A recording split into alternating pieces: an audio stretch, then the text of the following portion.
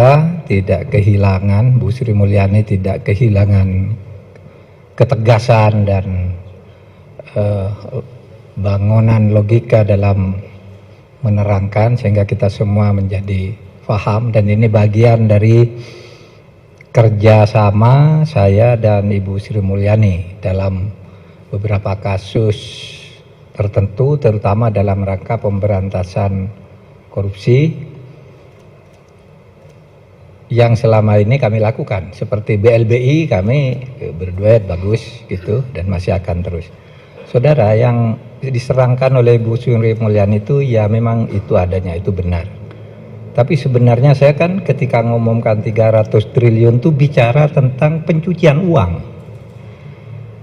bukan korupsi. Coba dibuka lagi semua, ada transaksi aneh yang melibatkan sekian ratus pegawai Kementerian Keuangan, ya, yang diduga sebagai pencucian uang, bukan korupsi. Karena korupsi itu mekanismenya sini sudah jalan. Apa pencucian uang itu? Saya beri contoh lah pencucian uang itu, yang gampang gitu, yang sekarang sedang diperiksa. Rafael Alun itu ketika terjadi peristiwa penganiayaan terhadap David oleh Mario, itu kan orang bertanya, ini kok orang gayanya bagus, mobilnya bagus, katanya hanya anak pejabat eselon 3 di Kementerian Keuangan. Lalu saya minta ke PPATK, Pak, ini pernah ada masalah enggak di PPATK gitu. Terus ditunjukkan surat tahun 2013 kepada KPK, bukan kepada Menteri Keuangan. Ada suratnya. Sudah dilaporkan, Pak, bahwa ini agaknya kurang beres. Orang ini 2013 surat itu disampaikan KPK. Saya sampaikan Pak Firly, ini kok ada belum ditindaklanjuti. Pak Firly bilang, wah saya belum tahu bos gitu. Sesudah itu saya kirim suratnya, ini buktinya bahwa sudah masuk surat ke KPK. Maka terus dipanggil kan, karena surat saya itu dan teriakan publik 56 miliar kekayaan yang tidak wajar. Tahu enggak, sesudah diperiksa ulang semua transaksinya itu ada 500 miliar yang terkait dengan dia. Itu yang dilaporkan 56, yang tidak terlaporkan tetapi diduga menurut intelijen keuangan. Ini ya, bukan bukti hukum ya. Ya, financial intelligence itu bukan bukti hukum, itu harus dibangun dulu konstruksi hukum. Tapi aneh, masa orang gajinya sekian ini lalu punya perusahaan-perusahaan yang mungkin tidak perlu operasi tapi uangnya banyak. Ada hotel mungkin agak sederhana tapi pemasukannya banyak, nggak ada yang tidur juga di situ. Misalnya itu 500 miliar. Nah, itu tindak pidana pencucian uang. Dan sesudah dihitung, saya coba hitung lagi, cari lagi gitu. Kok masa seorang Rafael dapat 500? Muncullah angka yang 300 itu sebagai potensi. Ya. Nanti hitung-hitungannya tentu akan dipresentasikan kepada aparat penegak hukum dan mengundang Ibu Sri Mulyani. Karena begini, kemarin tuh kami ngambil sampel 7 dari sekian ratus yang disampaikan itu, sampel 7 yang agak menonjol lah namanya, itu aja sudah 60 triliun. Hitungan intelijennya, maaf. Papua itu kan sudah lama saya bilang, itu banyak korupsinya tapi temuannya baru intelijen. Nggak berani ditindak. Terus ayo kita ketemu juga akhirnya bisa diambil. Yang Papua itu kan banyak pencucian uangnya juga gitu. Nah, yang saya katakan itu ingin menegakkan undang-undang tindak pidana pencucian uang. Yang itu bukan hanya di sini yang ada, menurut saya di berbagai institusi itu hampir setiap proyek itu ada pencucian uangnya. Saya mungkin dapat uang jasa taruhlah gratifikasi mungkin kecil-kecilan sehingga bisa dianggap wajar, itu tidak perlu ini gitu. Tetapi yang disetor ke keluarganya, ke perusahaannya, ke anaknya, itu menurut ilmu intelijen keuangan itu harus diperiksa dan itu ada undang-undangnya. Nah selama ini tidak ada yang memeriksa itu. Selalu kalau kita rapat KNKT itu masalahnya Pak, tunjukkan dulu korupsi asalnya, pidana asalnya yaitu korupsi baru. Tapi sesudah ketemu korupsinya tindak pidananya tidak dilanjutkan tuh, gitu. Dan sekali lagi ini urusan APH nih, aparat penegak hukum, pengadilan, polisi, jaksa, KPK. Itu nanti ke sana arahnya. Dan saya ingatkan dari sini bahwa di kementerian lain kita juga punya data yang banyak tentang ini. Jangan merasa Anda sudah wajar gitu, tapi ini ada semua uang-uang yang dengan orang-orang dekat Anda, dengan perusahaan Anda dan seterusnya itu ya tidak diketahui kalau mau dilacak. Saudara masih ingat seorang koruptor besar itu hukum, lalu pengadilan menyebut masih ada 62 kasus yang disampaikan oleh KPK, yang itu bendahara sebuah partai itu kan tidak bisa pencucian uang, sampai sekarang tidak ada lanjutannya. Nah itu yang akan kita gebrak, karena untuk apa kita buat undang-undang pencucian uang kalau yang begitu tidak selesai, orang dihukum 6 tahun karena katanya menerima suap 10 miliar, ini uangnya yang masih ratusan miliar nih, kok dibiarin? Lalu timbul kecurigaan, jangan-jangan ini dibagi-bagi, kan begitu kalau ilmunya hakim gitu ya. Kalau begitu mulai dari kecurigaan nih, kenapa ini kok dibiarin? Padahal sudah muncul di pengadilan, sudah muncul di pertimbangan hakim, masih dibiarin sampai sekarang. Nah, saudara, saya sedang berbicara itu kalau soal yang 300 triliun itu. Jadi itu pencucian uang, itu bukan kewajiban seorang menteri untuk menegak, karena itu bagian APH, tapi ada di kementerian yang begini, tentu bisa diantisipasi dari sini. Itu terus sekarang Anda mau mengatakan apa? Kalau Rafael itu katanya 56 itu pun tidak wajar, tapi tiba-tiba 500 hitungannya dari intelijen. Sesudah itu ketemu lagi di loker 37, belum lagi lokernya ada yang sudah dibuka lebih dulu sebelum itu. Coba, itu kan pencucian uang kalau di dalam ilmu hukum pencucian uang gitu. Nah, oleh sebab itu sama saya dengan Bu Sri Mulyani, kita akan tegakkan ini. Sudah tadi berkomitmen, mari kita cari jalan ke depan. Yang ini nih kita tegakkan, yang sudah jalan pembenahan di Kementerian Keuangan tadi sudah benar, itu sudah dilakukan semua. Saya sudah baca datanya satu persatu, jumlah per jumlah orang yang ditindak begini segini, ditindak begini segini, ditindak begini segini gitu. Bedanya hanya sedikit lah, bedanya Bu Sri Mulyani mengatakan sudah direspon semua. Kalau di PPATK mungkin ngukur direspon itu ini belum final, baru pernah direspon tapi tidak jelas hasil akhirnya apa gitu. Mungkin nanti kita akan klarifikasi lagi, akan buat klasifikasi bagaimana cara menganggap sebuah respon itu selesai atau cukup diberitahu sudah mulai diperiksa dan seterusnya, atau ini tidak usah dilaporkan lagi karena udah dipecat, karena udah meninggal, karena udah pensiun, karena udah dipenjara. Mungkin saja yang seperti itu yang tidak ketemu. Tapi kalau semangatnya sama, tidak ada yang salah dari keterangan Bu Sri Mulyani dan tidak ada yang salah juga dari saya. Kita bicara satu ASN dan tugas mencegah korupsi di lingkungan kementerian. Saya bicara undang-undang tindak pidana pencucian uang, yang itu kita buat dengan sadar karena korupsi itu hanya bisa mampu menyelesaikan sedikit. Sedangkan pencucian uang ini kejahatan luar biasa yang jumlahnya lebih banyak dari korupsi, ini dibiarkan, terbiarkan lah, bukan dibiarkan. Maka mari kita mulai sekarang, tidak ada masalah untuk itu. Nah saya kira kalau keterangan dari saya cukup sekian, dan tidak ada yang perlu dihentikan dari langkah ini, karena beda jalur. Yang Bu Sri Mulyani sudah terus melangkah dan sudah bagus, yang saya juga terus melangkah. Dan saya ingatkan kepada KL dari sekarang, di kementeriannya itu yang seperti ini nih banyak. Orang beli proyek, orang ini seakan-akan tidak ada apa-apa, tapi dia bikin perusahaan cangkang di situ.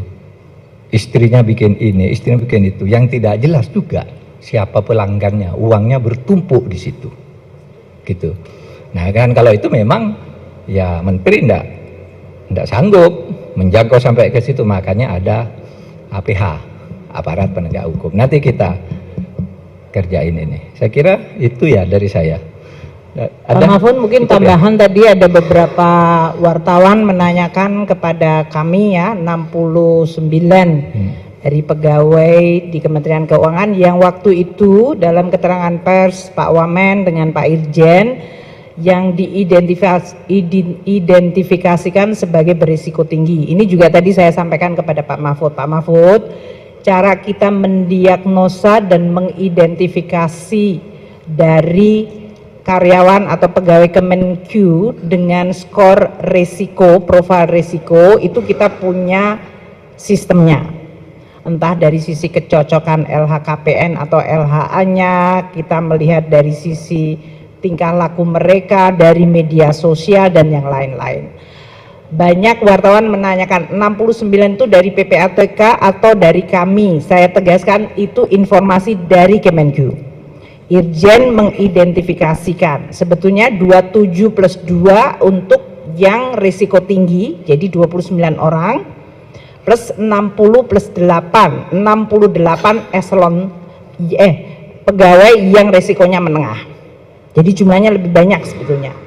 Hari ini sudah seminggu ini Irjen kemudian makin memperdalam dan memanggil semua pegawai yang masuk di dalam profil risiko tinggi dan risiko menengah.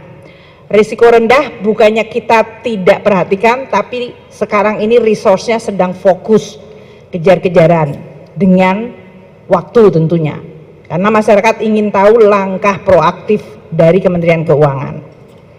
Tadi seperti saya sampaikan, informasi yang kita peroleh adalah dari PPATK, dari kita sendiri, Irjen melakukan investigasi, maupun dari LHK yang dianggap di atas atau tidak anomali ya, di atas dari kepatutan dari si pegawai tersebut. Kemudian juga sumber-sumber yang berasal dari lain, termasuk dalam hal ini dari media sosial. Jadi kalau ada media sosial sekarang keluar dan kami juga sama, itu berarti ya sama-sama kita mengawal. Saya nggak ada masalah juga. Semakin cepat diidentifikasi dan terbukti akan semakin mudah buat kita melakukan tadi tindakan hukuman disiplin. Jadi sampai dengan minggu depan, ya kemarin kan mulainya kita 1 minggu ini terakhir, plus minggu depan, kita akan selesaikan seluruh investigasi tambahan terhadap semua pegawai yang masuk di dalam profil risiko tinggi maupun menengah, 69. Dan nanti Pak Irjen akan lapor kepada saya bagaimana data-data dan klarifikasi yang diperoleh. Kami tetap menggunakan praduga tidak bersalah karena yang harus kita lakukan berdasarkan undang-undang. Namun kami juga menggunakan azas kepatutan.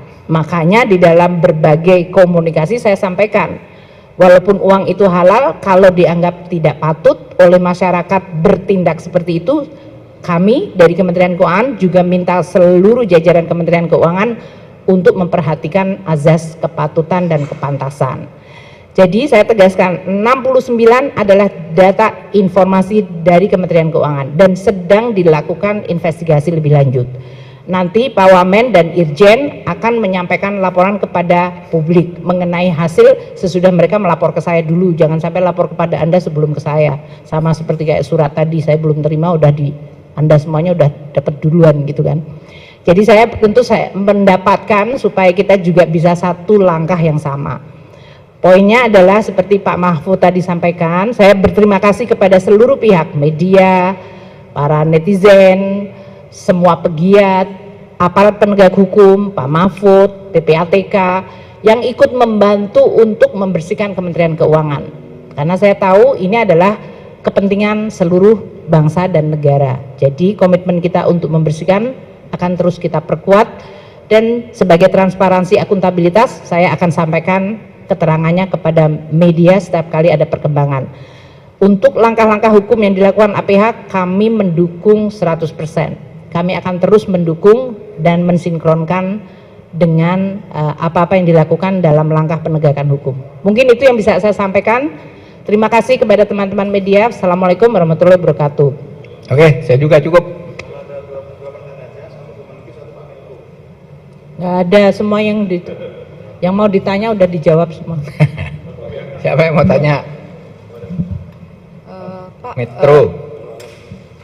Pak, saya Syaha dari Metro. Soal ini Pak, kemarin PPATK menemukan ada 37 M milik Rafael itu merupakan uang suap. Itu tanggapannya gimana Pak? Itu buat Pak Mahfud sama untuk Ibu Sri Mulyani. Kan di Kementerian Keuangan ini ada whistleblower ya, sistem yang saling ngadu satu sama lain. Itu apakah sudah berjalan atau sebenarnya tidak efektif karena sekarang justru banyak yang kebongkar saat ini? Sekian, terima kasih. Ya, itu bukti pencucian uang tuh seperti itu.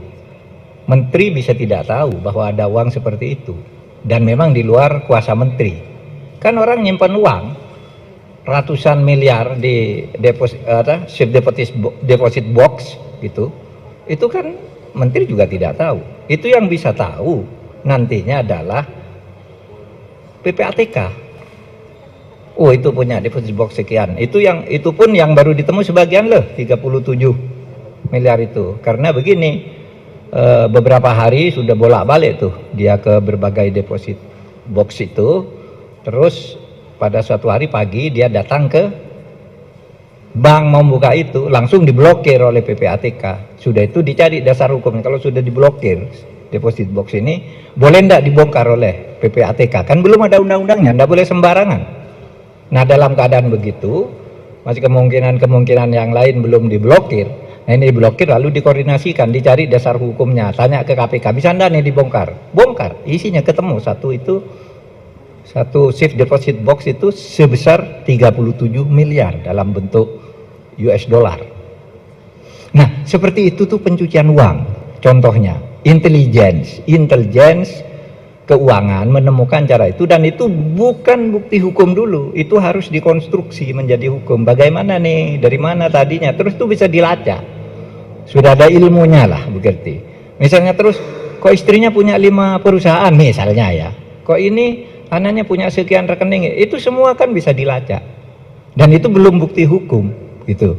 Nah, yang saya katakan ada transaksi berpotensi sebesar seperti itu, 300 T itu yang seperti itu, yang memang di luar jangkauan kalau bukan aparat penegak hukum gitu.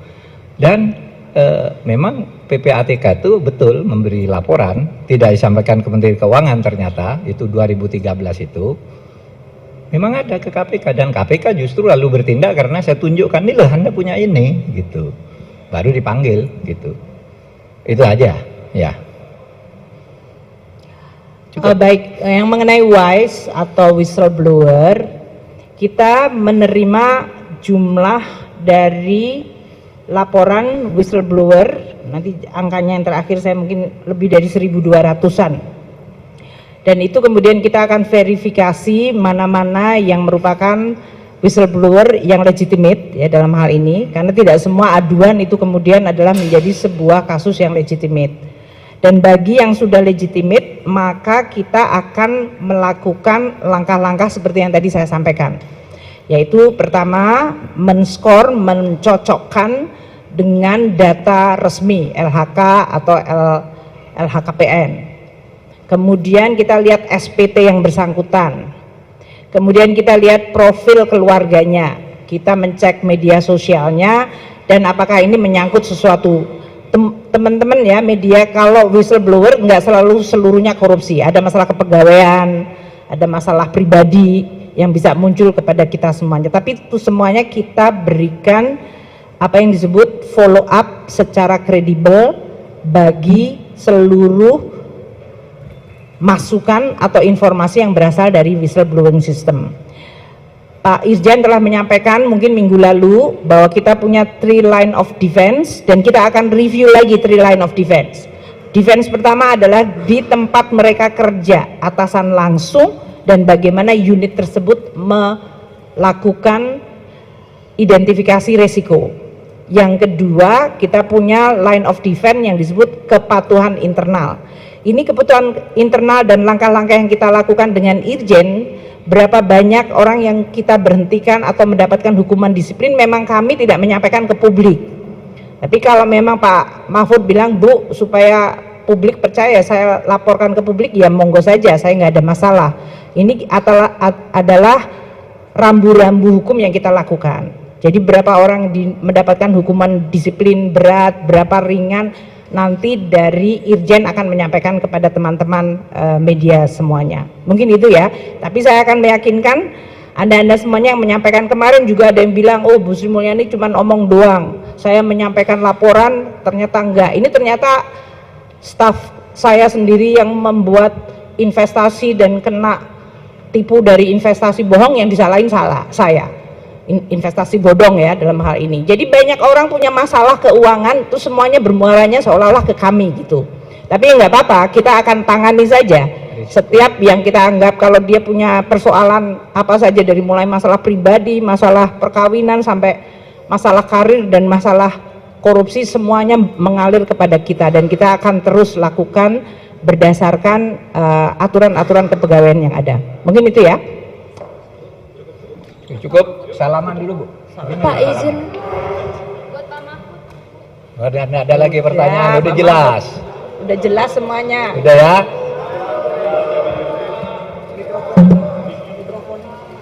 Sip. Oke ya. Udah Semangat. ya, makasih semuanya.